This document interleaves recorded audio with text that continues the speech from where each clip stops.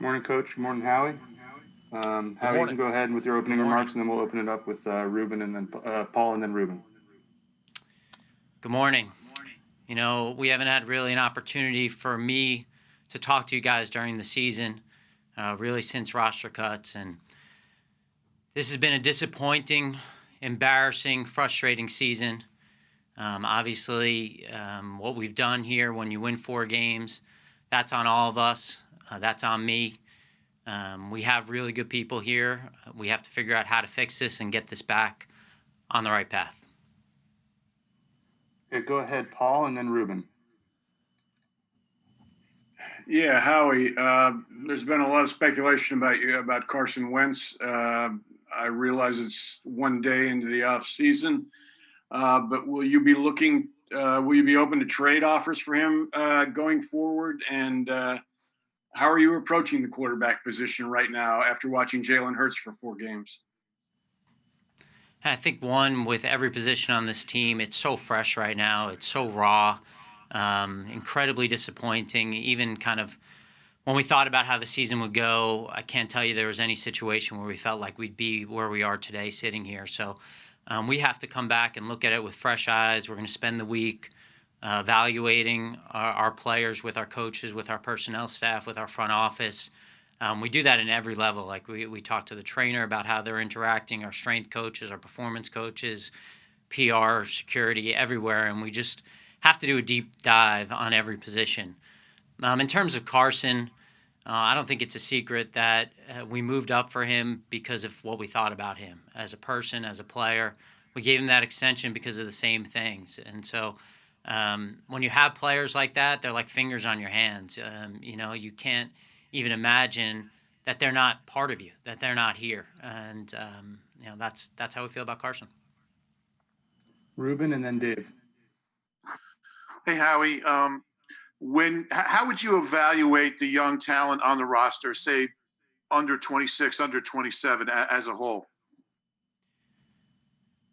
Yeah, Ruben, I don't know if that age group, 26 or 27, you picked that for a certain reason. I'm not trying to be funny. I just don't know if there's a certain reason it's 26 or 27. But I feel like we did whatever we had to do to try to win a championship in 2017. And when I look at the rosters in 2017, 2018, 2019, I think objectively those are really good rosters. Obviously 2017 had a lot of success. 2018, 15 yards from the championship game, and I know when Joe left to become the GM of the Jets, he even felt like our roster last year was as good as those two rosters, maybe even better. But clearly, we're not the same roster right now, and we've spent a lot of time here in the last couple of weeks when the season wasn't going the right way about studying teams like ours that maybe have had some success, maybe even won a Super Bowl, and then had a down year, and what happened, and even other sports. And a lot of times, as much as we didn't want to do it in the off season, I think that we got to look objectively at it, and we did do it.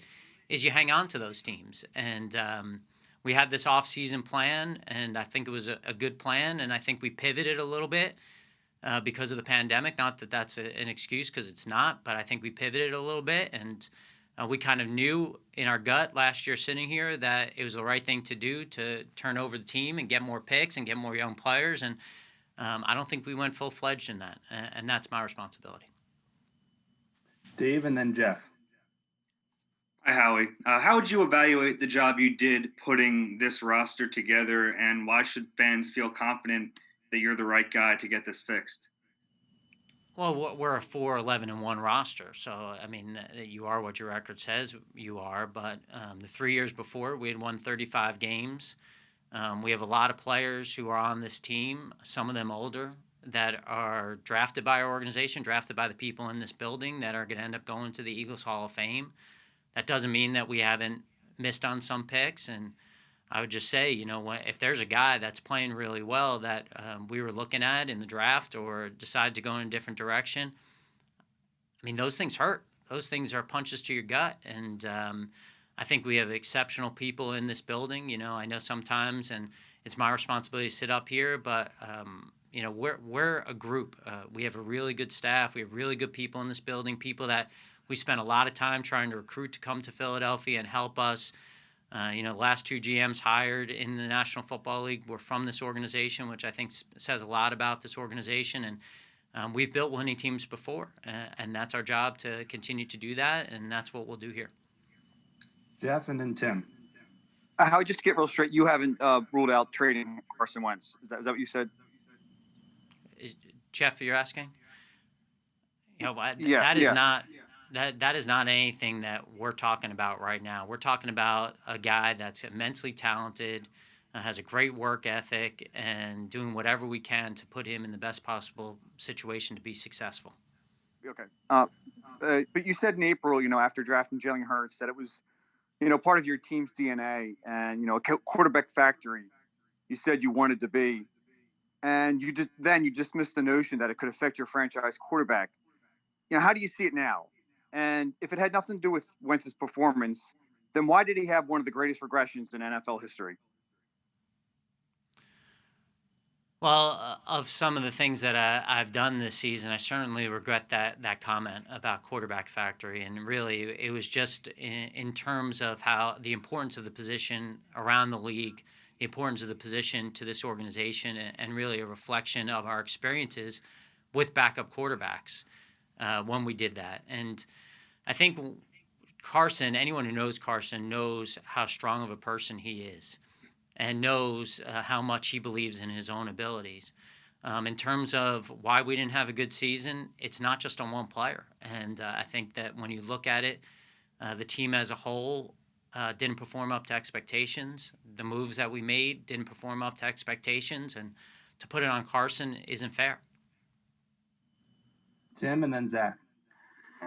Howie, staying with that theme, how do you look at the decision to draft Jalen Hurts now, given the way that this season has unfolded? I mean, do you see it as kind of like a justification of the move, like your quarterback, your QB1 went bad, and now you have Hurts here, or do you see it maybe as a flaw in decision making, given the effects that it potentially had on Wentz? Yeah, I'd probably go back to it's so raw right now to answer that and not really dive into everything that we're doing, not just on this decision, but on other decisions. I think it's hard to do. And part of the reason that we're talking today is because we felt like we owed it to our fans to make sure we're talking and we're not hiding. We'll have other opportunities to continue talking. But I think certainly, when you talk about Jalen and his talent and his work ethic, it's all the things that we saw in college in terms of kind of the big picture and how we're building this team. You even see it last night. Two teams are playing for a playoff berth with their backup quarterbacks. And as we go towards 17 games, it's depth is important in this league. And I think that's an important position that you're trying to find depth and certainly a guy that we liked as a player. Go ahead, Zach, and then Rob Motti. Hey, Hal, you mentioned your draft picks. How do you evaluate your decision to take Jalen Reagor over Justin Jefferson specifically? And how do you explain spending a first and second round pick on wide receivers the past 2 years and both players, producing, if you look at their production, producing considerably less than players drafted after them? Well, I'd say one, obviously the guy you're talking about has had a phenomenal year. And, it's not like our heads in the sand and we don't see that. And we didn't spend a lot of time on that guy. And obviously I think when you talk to other GMs in this league, if everyone knew what those guys were going to do, they wouldn't even be close to the pick that we're at. And there are other receivers taken. We went into the draft trying to find the right guys for our team in terms of what we thought we needed. To have a better offense. That's with a lot of discussion with our scouts, with our coaches. There's definitely a lot of opinions on this draft class and this receiver class for sure. I would also say Jalen is a very young player, just turned 22. He missed a bunch of games with injuries. He didn't really have durability issues in college. And sometimes those things over a period of time, they play out. I think about it this morning. I was just thinking about our 2010 draft and how it went with BG and the guys that maybe started their career fresh. And again, I'm not saying that one guy's going to end up being better than the other at the end of their career, but sometimes, guys, it hits later than others for those guys, and we're counting on both those guys to take a big step in the offseason. JJ too. I was happy JJ got an opportunity yesterday, but there's no doubt. I mean, we're not sitting here and not watching that and not seeing that and not going through it of, what made us make that decision when we looked at all those guys. And, sometimes also you see it and we talk about this all the time. Sometimes there's medical grades. I'm not saying in this particular situation in the first round, but sometimes there's medical grades and sometimes guys are off our board. And it's just the nature of this business. Rob and then Les. Hey, Howie, can you explain what went into the decision to bring John Dorsey on staff as a consultant? And would you be open to giving him more authority over personnel decisions? And if not John, maybe someone else, whether inside or outside the organization? Yeah, I think in terms of John's somebody that, we've all had a relationship with through the years being in the league for a long time. Think highly of him as a person, as an evaluator. It was also something where, Andy felt the same way. And so we had lost Andrew Berry and Joe Douglas, two guys that were huge parts of our front office over the last 2 years. And I just want to continue to get better and look at every opportunity to get better and bring the best possible people, whether that's in personnel, whether it's the training staff. And, in terms of that, I think we have really good people. I think, this year notwithstanding, I think we do have a good process. That doesn't mean that we can't get better and continue to look at the best ways to improve this team and continue to get everyone's input. But I think that's our goal, is to continue to try to make better decisions and make good decisions. Les and then Bo. Howie and or Doug, I understand what you said about Carson Wentz and your feelings about him. But as you know, you have a report from a pretty credible reporter that Carson Wentz wants to be traded. How are you going to address that? How have you addressed it? Have you talked to Carson? Have you talked to his representatives? Does this concern you? Do you have a preference there, Les? When you put it out there, we both may stay silent. Well, either one of you can go first. It doesn't matter. I'm easy on that. Les, I'll just say this, that my confidence in my ability, my confidence in Carson Wentz and our relationship, hasn't wavered. And my job is to get it right. My job is to fix it. And we're not satisfied with where we are right now currently. And we all have to take ownership in our jobs. Can you hear me, Les? Can they hear me? Yes. All right, I just saw him talking, so I didn't know if he heard me or not.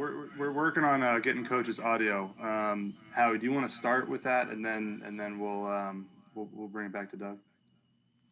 Did they hear any parts of Doug's answer? Nope.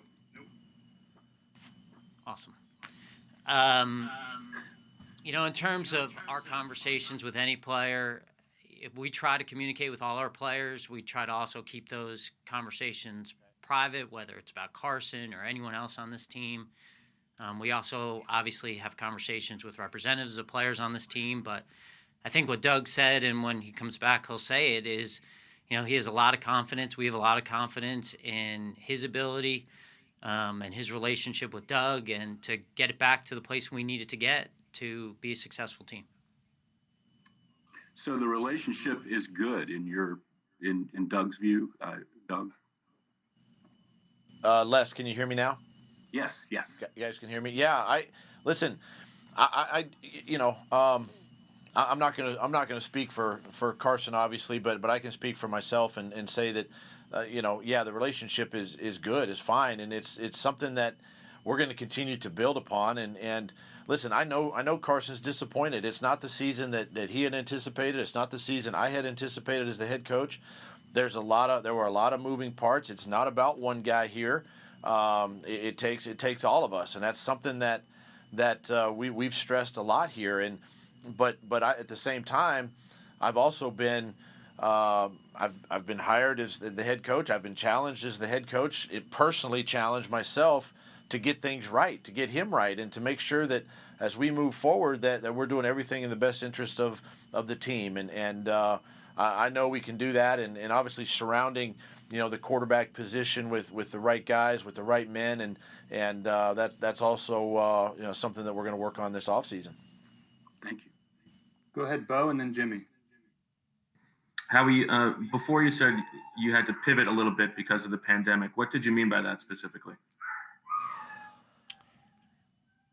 Well, I don't want to blame this on the pandemic. I think what we saw was we had an opportunity with having the only staff that was coming back to maybe make more of a run with veteran players than we were planning if we had an off-season program, if we had OTAs, and giving those guys the opportunities. Now, there are a lot of rookies who played really well this year. So, again, not making that as an excuse. But when we had some opportunities after the draft to kind of change this team, I think we went with some veteran players. And I think we did that because it was more short-term thinking. And we've put a lot of resources into this team in terms of money and free agents and trading draft picks. And, there's a time where that doesn't mean we're not trying to win, but there's a time that you have to pivot and understand what you've been doing and make sure that you're also taking care of the future of the team. And I think that that was something that we felt last year when we talked after the Seattle playoff game. And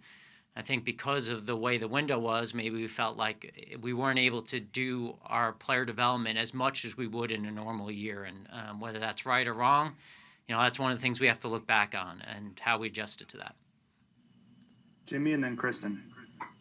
Hey, Howie. Outside perception is that you'll be on the proverbial hot seat this year, which may not align with reality inside the building.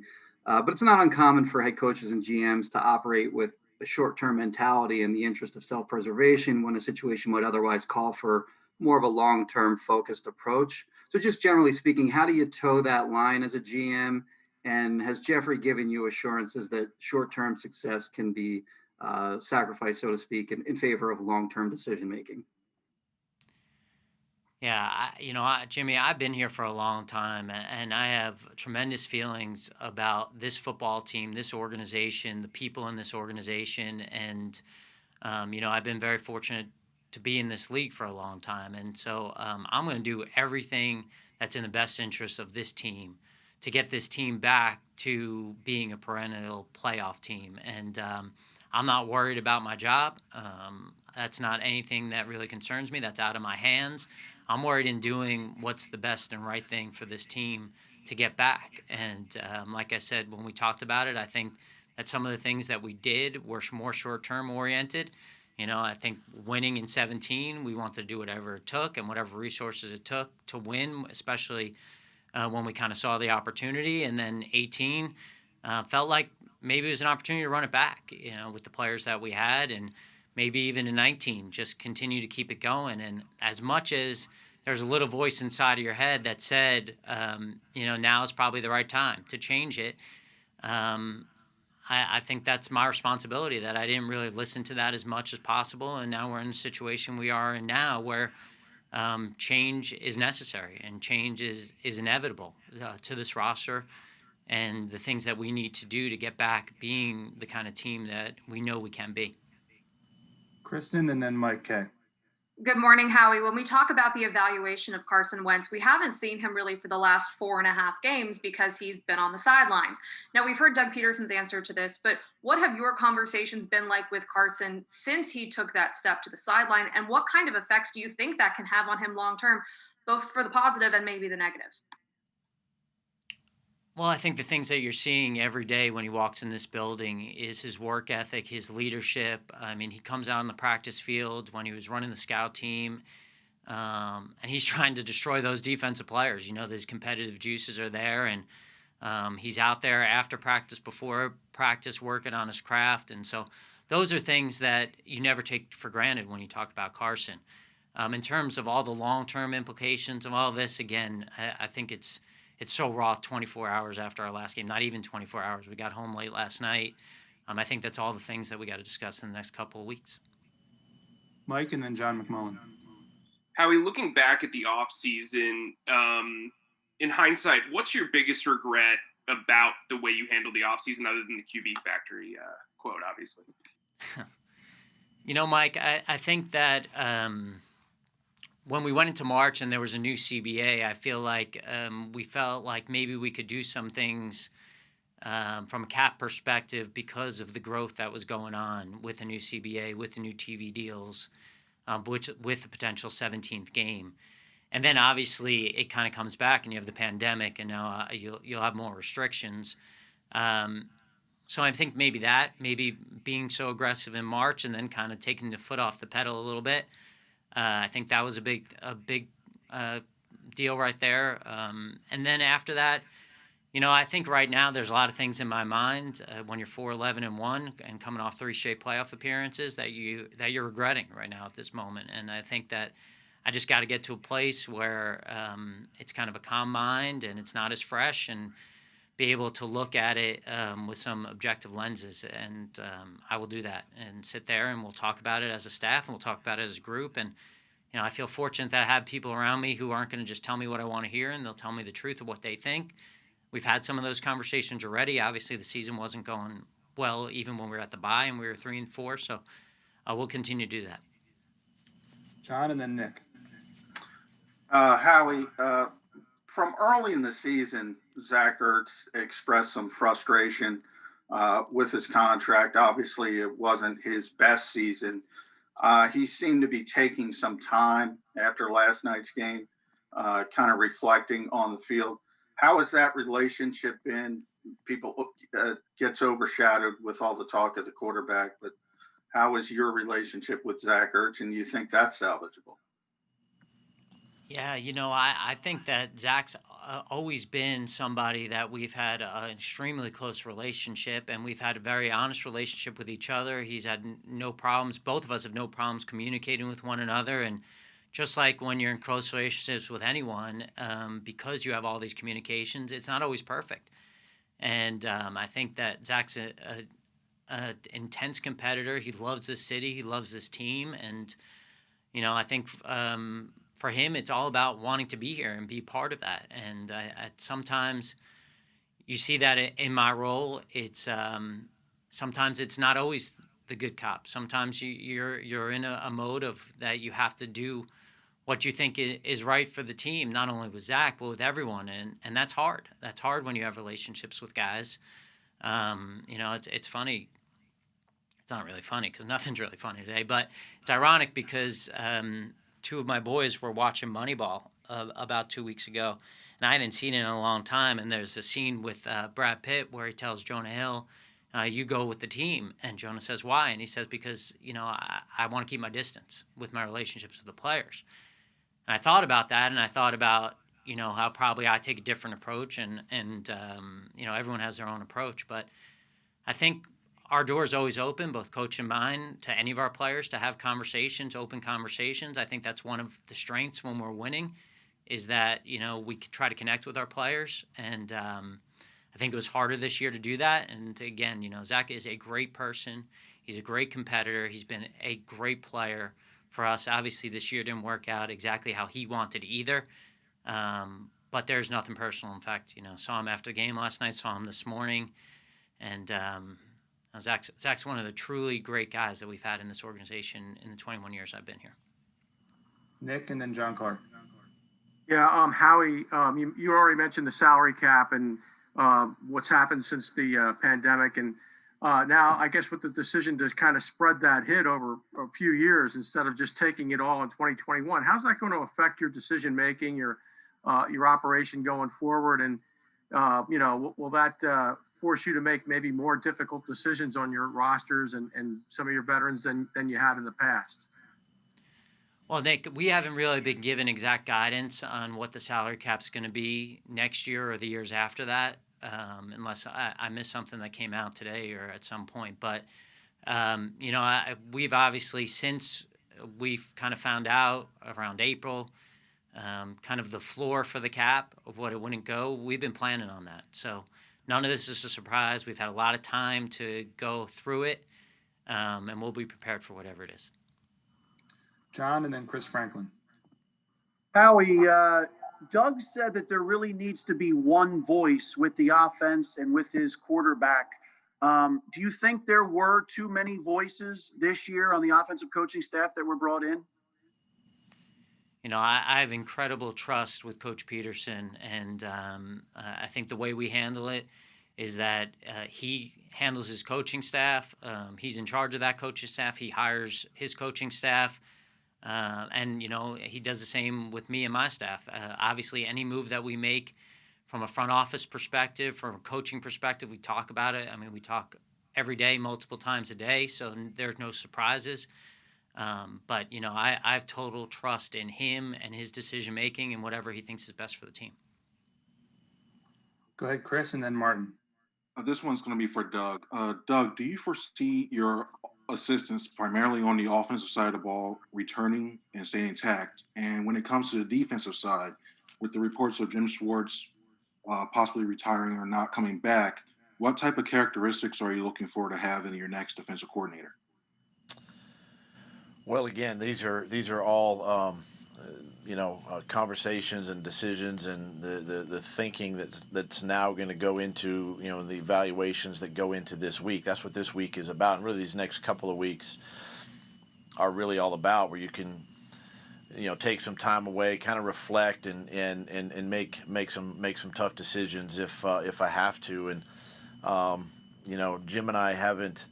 I want to spend some time with Jim, you know, first before I, you know, make any decisions or comments about the next coordinator or what I'm looking for. Those are all things that is going to take some time as I process everything and really have conversations with Jim and kind of pick his brain just a little bit on that. And then as far as the offensive side goes, again, it's just, listen, it's all about the evaluation process. Every year we go through this, and you know, just like I'm evaluated, I evaluate my staff, and I want to make sure that I have the best guys around our players, the best teachers around our players, because you know, that's how I see us as coaches. We're teachers first, and being able to not only teach information, but you know, be able to take the complex and make it simple for our guys to play fast and execute on game day. We have time for a couple more, so we'll wrap it up with Martin and then Jamie. Hey, Howie. I was wondering, do you think there need to be changes in the way you guys make decisions, you know, regarding the draft, free agency, you know, and the offseason in general, just based on what transpired this past season? I think there's two parts of that. You know, the fact that we are where we are now and we're 4-11-1, to not sit there and review everything we've done and see if there's a better way to do it. You know, that would probably be ignorant. And so we have to do that. But by the same time, you know, we've also been incredibly successful. And, you know, just because you have one bad moment doesn't mean that you're not good at your jobs or you don't have a good process. You know, it happens in this business. It's an extremely humbling business. And we have to rebound for it, and we have to do better. And it starts with me, but you know, when I look at it objectively too, we've had a lot of hits in free agency. We've had a lot of draft picks here who have done a really good job, and I think we got to get back to that and making sure that we attack this offseason. And this is really, besides 2012, we haven't picked because of earning it in the top 10. You know, we obviously traded up for Carson, but we didn't start that year either that way. So it's something we have to hit on the sixth pick in the draft in a huge way. And I think that we have the right people to do that. You know, I know that we're going to be incredibly focused on not only that pick, but the other picks we have in this draft. And hopefully we'll have a bunch of picks, and we'll go from there. Go ahead, Jamie. Doug, now that you've had a night to sleep on it, I know you're a guy that respects the game very much. And last night, when you took out Jalen in a close game, I think you're aware that it sent a message kind of across the league. I think Eagles fans were upset about it, but I think football fans were upset about what it said. Can you speak to that now that you've slept on it a little bit about, you know, the message that maybe that sent and the perception that people had about the way that the game panned out? I've thought about that quite a bit, and quite frankly, I look at the entire body of work. I look at the entire season, and it's definitely not the season that we all had anticipated. And our offensive struggles have not been about one position group or one guy or whatever. It's been a multitude of issues that we've had, and again last night in that game, we were in a situation where we failed to score as an offense. We failed to score there at the end of the third quarter. We were struggling just a little bit to move the ball.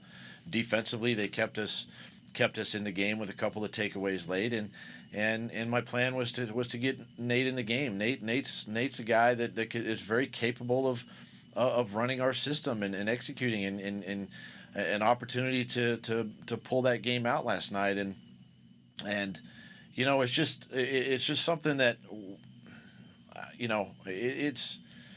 it's not where any of us want to be. It's not where our fans wanted us or expected us to be. It's definitely not where me or Howie or Mr. Lurie wanted us to be at this time sitting here today. We want to be playing in the postseason. That's our goal every season, and so this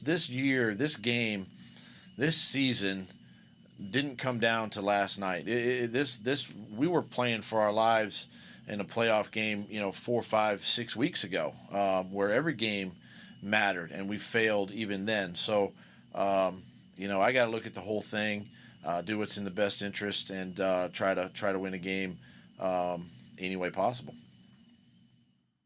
Thanks, Coach. Thanks, Howie.